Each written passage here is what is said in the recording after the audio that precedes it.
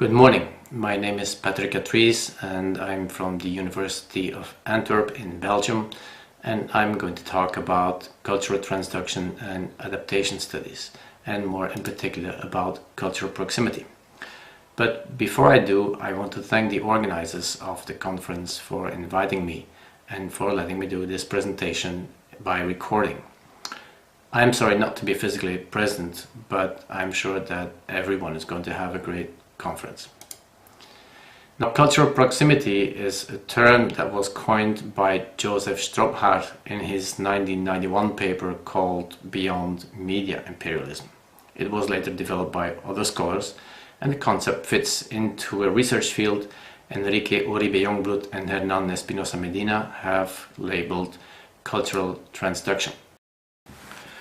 Cultural transduction refers to the exchange and trade of audiovisual practices and products across countries and cultures. That trade is generally examined in the larger current setting of globalization.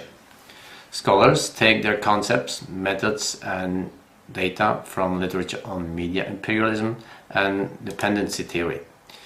In this presentation, however, I take on the view of adaptation studies, film adaptation studies, and I ask, how can cultural transduction studies help descriptive adaptation studies, and perhaps how can descriptive adaptation studies help transduction studies?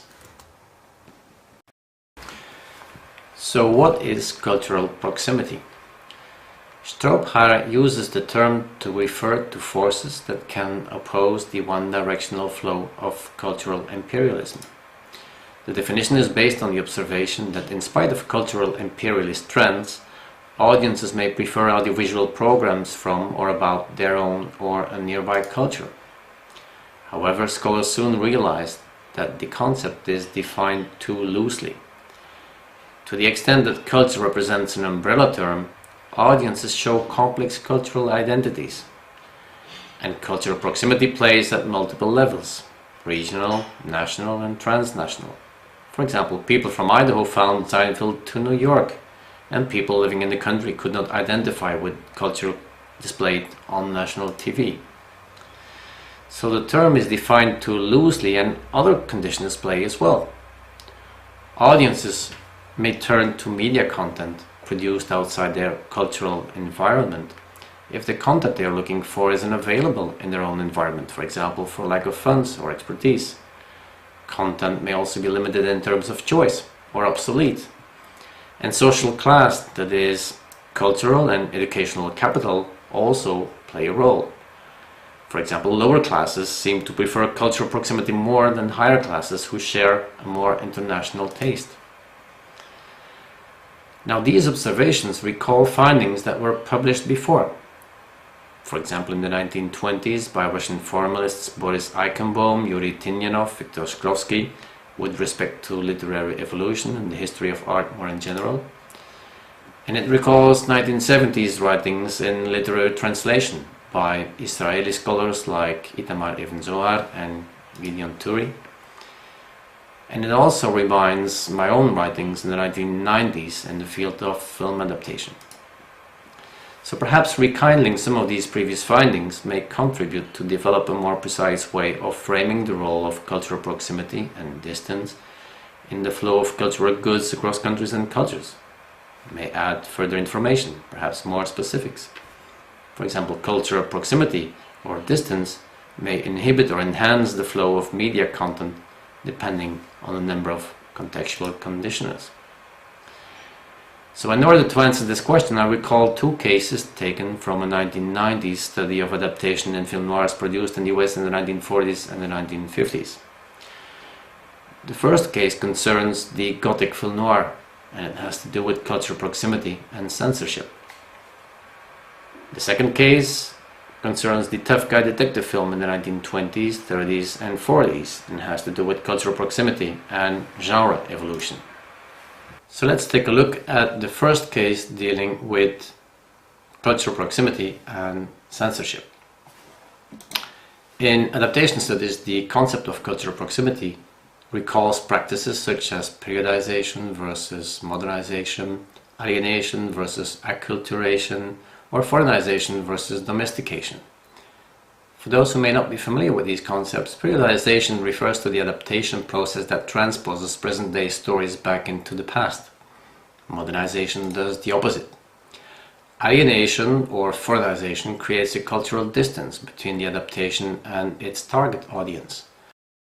Acculturation or domestication bring the adaptation culturally closer to its target audience. Consequently, modernization and acculturation involve cultural proximity.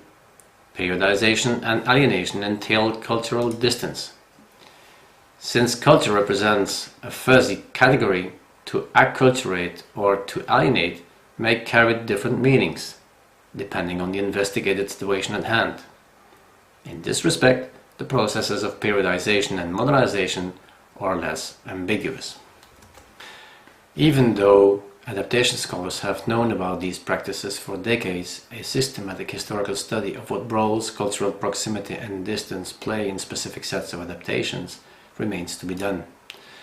For example, in literature, the literary scholar Gérard Genette discusses proximization and distanciation and argues that the proximization is the more natural process. In the field of film adaptation studies, Thomas Leach voices a similar assumption with respect to the adaptation of canonical literary text to the screen. I have argued previously that one should perhaps postpone such generalizing statements pending more consistent corpus-based research.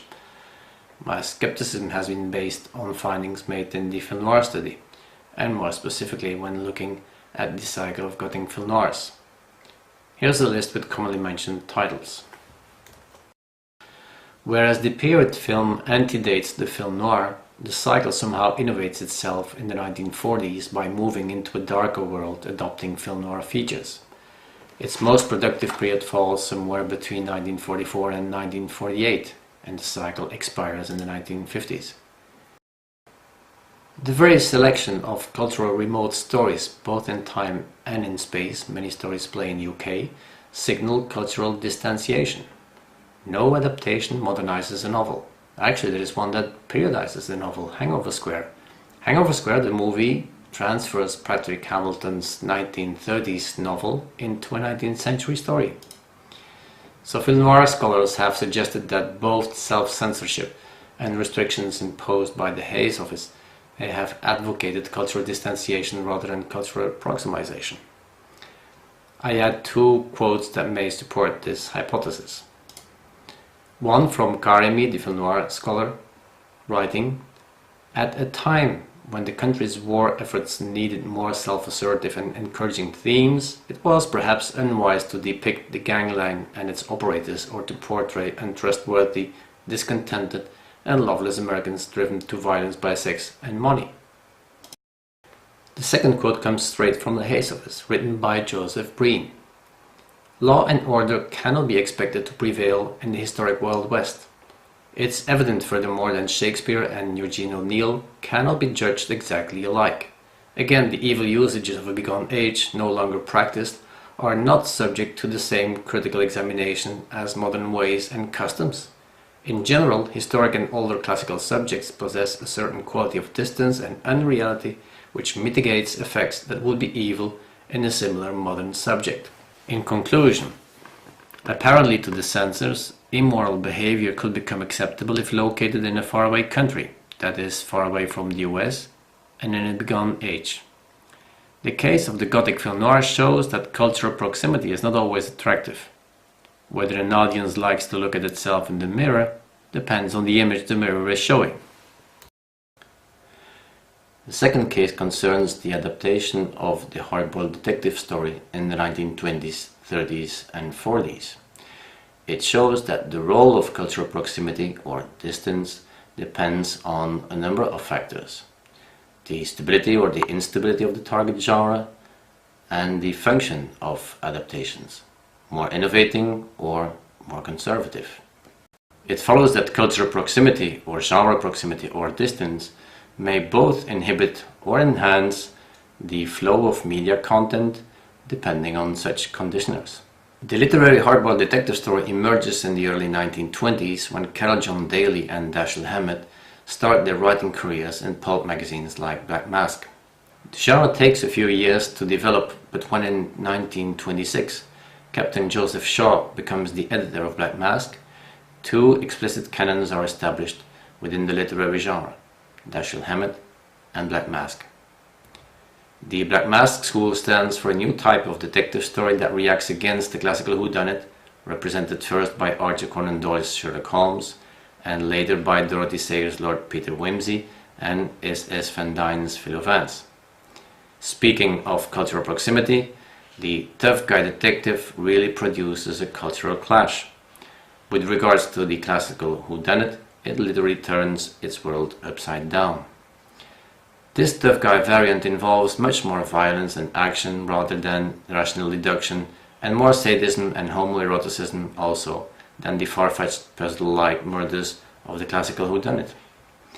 If the classical whodunit presents a world that is neatly ordered and occasionally disturbed by a murder or crime, the hardboiled detective story presents a society that is corrupt to the core, and occasionally a righteous man manages to do something right.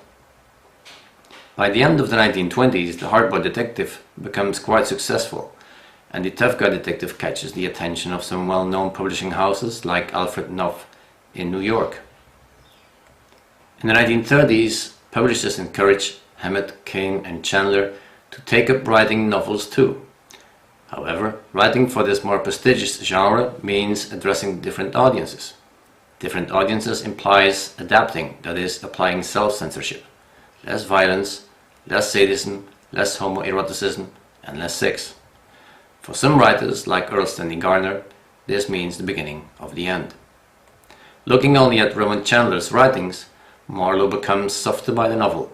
Soon, readers and writers alike feel that the genre becomes repetitious, that it has lost its verisimilitude, and that it urgently needs a change. Now, if we look at the film side of the genre, we notice that film noir scholars discussing the literary origins of film noir generally mention the Black Mask school. Yet during the 1920s, no Black Mask stories are adapted to the screen. During the first years, one could assume that filmmakers did not know about the existence of the genre. But after 1926, when Captain Shaw has entered the scene, the hardboiled detective has caught on with a growing reading audience. Yet filmmakers still do not touch the genre, with one exception perhaps being the serialized novel by Hammett in 1929, The Maltese Falcon. Coming up with a full explanation would require a thorough study, but it's not hard to imagine that the morals displayed in these stories meant trouble, not only to the upcoming Hays office, but to certain sections of the film audience as well. What is more, the talkative nature of the genre may explain why silent movies in these days preferred action-driven genres such as the adventure stories, westerns and gangster movies. However, the coming of sound in the 1930s removes some of these technical problems.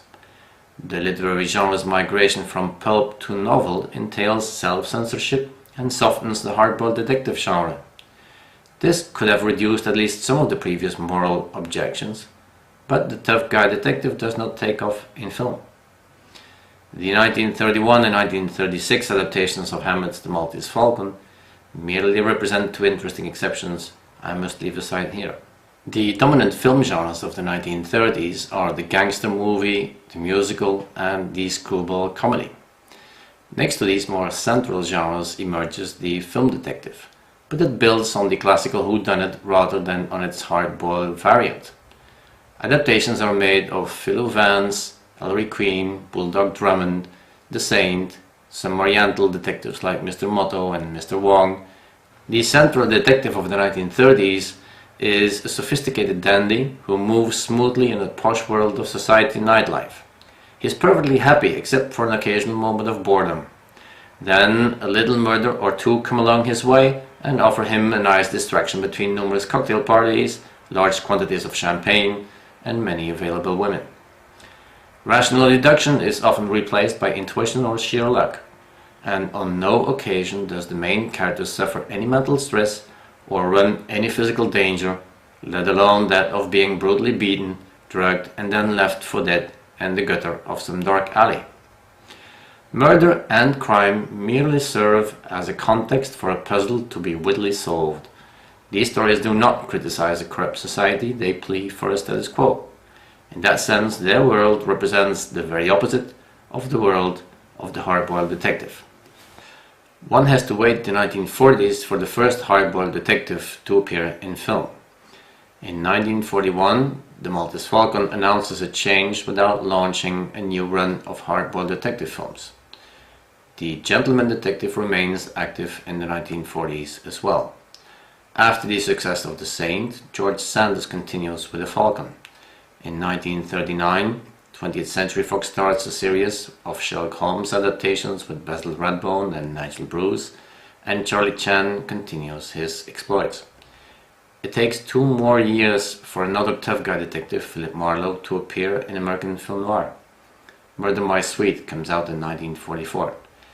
This film adapts Chandler's Farewell My Lovely and is followed by a mini-series of Chandler adaptations. The Big Sleep coming out in 1946, The Brush of the Balloon in the same year, and The Lady in the Lake in 1947. Film historians point out that filmmakers were well aware of the existence and success of these stories, but they suggest that the Hays Office played a major role in preventing majors from adapting these stories to the screen. One has to wait until the war for a change in the political, cultural and moral climate.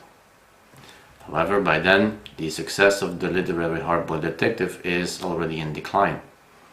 Parodies appear, such as My Favorite Brunette coming out in 1947, and suggest that the hardboiled detective genre has lost its touch. So the private eye is soon replaced, either with the criminal protagonist or with the victim protagonist. That is, characters who are also oppressed, but have more personal and thus more convincing reasons for fighting their way out of their predicament. However embryonic this overview may be, it allowed already in the 1990s to draw some conclusions with respect to the role of cultural proximity or genre proximity in adaptation studies. Apparently, if the genre is stable, that is, successful, the function of adaptations appear to be conservative. If, however, the genre is unstable and unsuccessful, then the function of the adaptations becomes innovating. If the function of the adaptation is conservative, then the default situation consists in selecting similar source materials and in, let's call it simplifying, faithfully adapting those materials.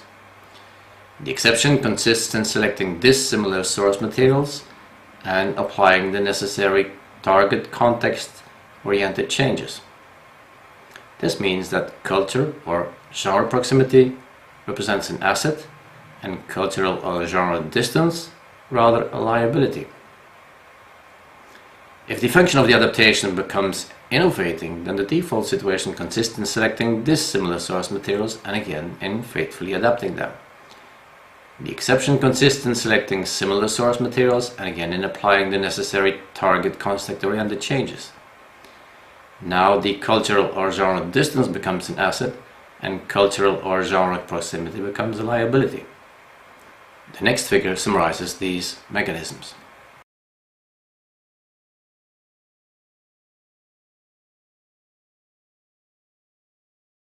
A good illustration of the mechanisms I just described can be found in 2 film adaptations of Raymond Chandler's novel Farewell My Lovely. One adaptation is called The Falcon Takes Over and comes out in 1942. The other has the title Murder My Sweet and appears in 1944. A comparison of the novel with these 2 adaptations illustrates the extent to which genre conventions in terms of cultural proximity and distance affect adaptation choices. Chandler's novel continues the Black Masked School and the hardboiled detective genre with Philip Marlowe as the main character. By contrast, The Falcon Takes Over represents the 3rd film in the Falcon series, which continues the style and format of the 1930s Saint series. As I explained in Turning Marlowe into a Dandy, it turns his worldview upside down. However, the world changes in the early 1940s and audiences grow tired of the gentleman detective. Film historian William Everson points out that the film detective genre was in need of a massive jolt to restore it to box office favor. The jolt came somewhat unexpectedly with Murder My Sweet introducing Philip Marlowe to the screen. It is important to keep in mind that the adaptational mechanisms I explained apply to the examined film noir adaptations only. In other words, in no way do these observations allow us to conclude that they would represent universal adaptational laws. They do, however, concur with research done in the 1970s in literary translation by Itamar Even Zohar. Whether and to what extent these mechanisms apply to other genres or in different historical contexts are questions that require further research. It is therefore safe to adopt a descriptive approach and to be careful with generalizing or overgeneralizing statements. Taking a closer look at the game of cultural proximity and distance in specific situations may therefore offer a more detailed picture of its inhibiting and enhancing forces. And of course, the more cases one examines, the more evidence one gathers to support more generalizing statements. I thank you.